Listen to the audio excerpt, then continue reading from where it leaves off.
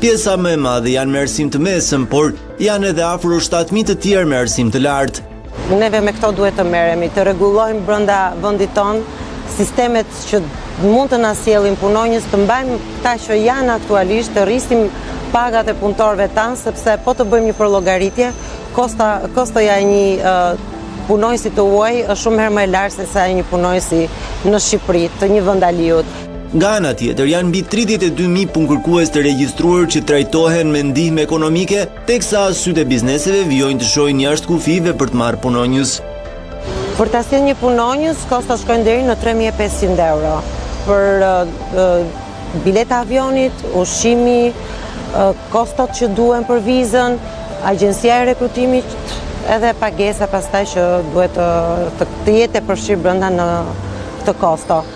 Banka e Shqipërisë thotë se gjatë fundit vitit 2024, rritja e pagave u ngadalsua sidomos në sektorët e informacionit dhe komunikacionit, aktivitetet financiare apo në fushën e pasurive të paluajtshme.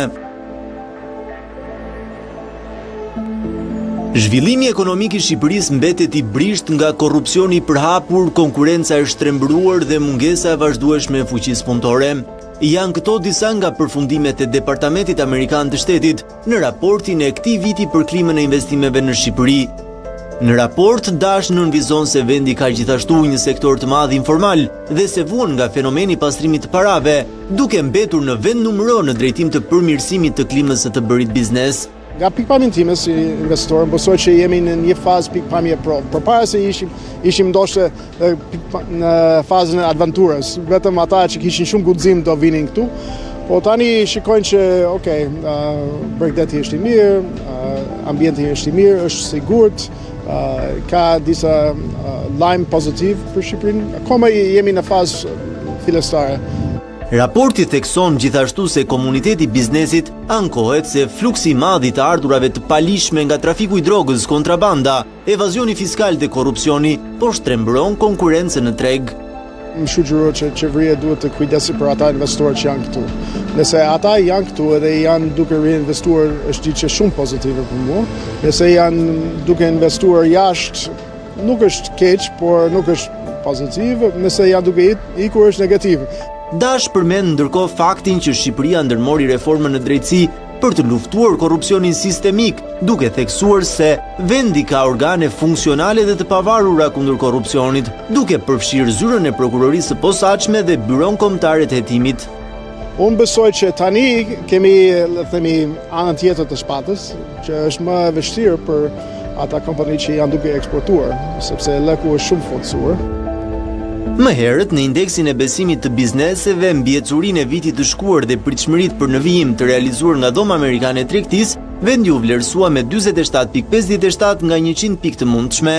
Në krahasim me një vit më parë, treguesi u përmirësua me 4.15 pikë. Ndër problematikat që bizneset hasin në Shqipëri, sipas AmCham që konfirmon edhe nga Dash, janë monopolet në tregje që sjellin konkurrencë të pandershme, informaliteti, burokracitë dhe sistemi fiskal që ndryshohet shpesh.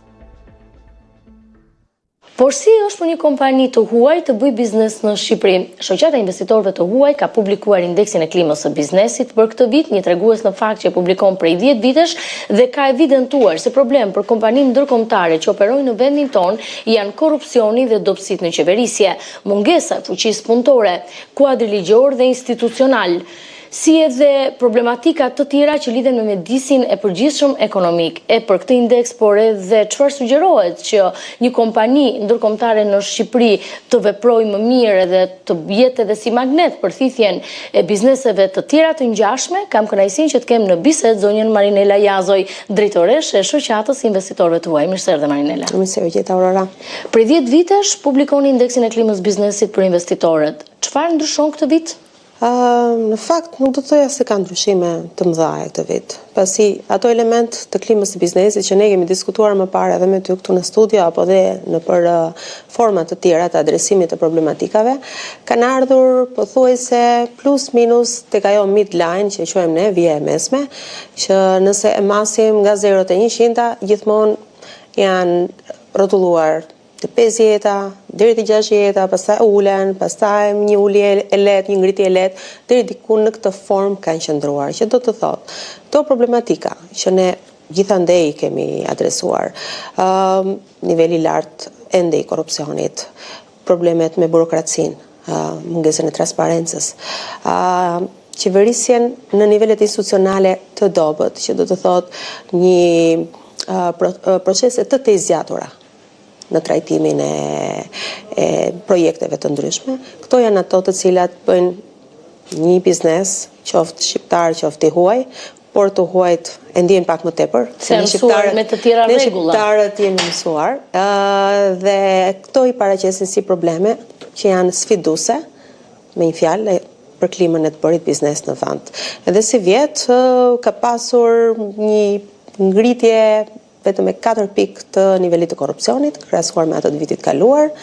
Ka pasur prap problem e deklaruar gjithmonë pjesa e gjykatave, ku ke procese të tezgjatura, vite, gati 10 vite shumë të tjera, dhe këto prap janë disa nga problematikat që një biznes do të matet disa herë. Por përveç pjesës së gjykatave, biznesi gjithmonë ka evidentuar edhe pa parashikueshmërinë e kuadrit ligjor dhe në mënyrë të veçantë atij fiskal. Ndryshimet e shpeshta. Po, dhe si vjet ne presim një paketë fiskale. Vetëm vjet nuk ishte një paketë fiskale, por gjithsesi duke qenë një vend në të cilët ne jemi duke pasur gjithmonë ndryshime në mënyrë të veçantë për të përshtatur edhe me praktikat e BE-s, herë të konsultuara në kohë, herë të konsultuara jo në kohë, me mungesë konsultimi, dhe gjithmonë biznesi e ka parë këtë si një problem, pasi në momentin që ti do të bësh një plan biznesi afatgjatë, ti nuk e di se çfarë do të ndodhë, jo vetëm pas 5 viteve apo 10, se në përgjithësi planet e biznesit për projekte të mëdha janë shumë vjeçare, por ti nuk e di çfarë do ndodhë as vitin që vjen. Edhe në fakt shumë kompani në mënyrë të veçantë në sektorin e energjisë, por edhe në industritë e tjera, kanë pasur ndryshime të shpeshta dhe në mënyrë të veçantë vendosje taksash e tarifa të cilat ata nuk kanë qenë të përgatitur dhe shumë herë jo proporcionale. Si paraqitemi ne krahasuar me vendet e rajonit në tërësi, për sa i përket klimës, sepse dihet që tashmë prej disa vitesh të gjitha vendet e rajonit po tregojnë shumë agresive në thithjen e kompanive të huaja dhe përdorin edhe forma dhe instrumente të cilat Shqipëria nuk i ka, siç mund të jenë subvencionet e ndryshme për fuqi punëtore që e aplikon Serbia dhe Maqedonia e Veriut. Unë do të thoja që ne jemi akoma shumë para një rruge të gjatë, pavarësisht një momenti me vërtet rëndësi dhe historik që do ngelet për vendin ton hapja e kapitujve, e cila kjo kthen shpresë te investitorët, por nëse do ndaloja pak tek konferenca e investimeve, forumi investimeve të huaj që u bë muajin e kaluar nga Komisioni Evropian, aty u firmosen disa letra intent, letra interesi, domethënë për investime, dhe po të shikoje ato kompanitë të cilat kishin zgjedhur vendet e rajonit për të investuar, për të shprehur interesin, ishin nga ato lloj industri të cilat kishin punësim në nivele të larta, do të thotë fabrika. Prodhim, ajo që duhet në fakt. Prodhim.